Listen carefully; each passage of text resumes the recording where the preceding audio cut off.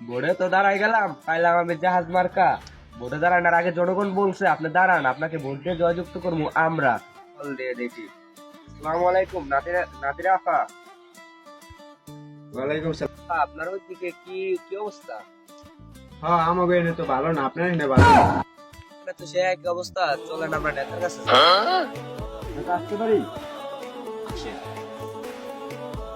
কি কারণে আমার কাছে আসলেন আপনারা? নেতা ভোটে তো দাঁড়াইছি, কিন্তু এখন তো আমাকে ভোট দিতে চায় না। এখন তো সব ভোট গেছে গেছে আমরাতে। এই যে নুরুদ্দি ভাই তো ভোটে দাঁড়াইছে, এ তো স্বতন্ত্র দাঁড়াইছে। সবাই আমরা যদি সব মিল্লা জিল্লা যাই তাহলে সে না আমাকে ভোট দিব। এখন তো কেউ ভোট দিতে চায় না। তোমরা তো যদি বুঝতা তাই আর আমার কাছে আইতো না। তোমরা তো বোর্ডে দাঁড়াই গেছো।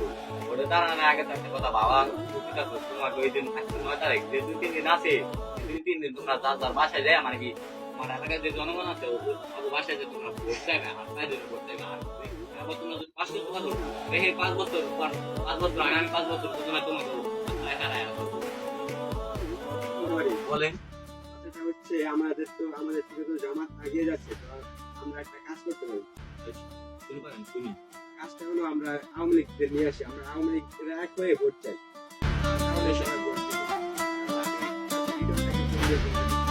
ঠিক আছে, বলেন।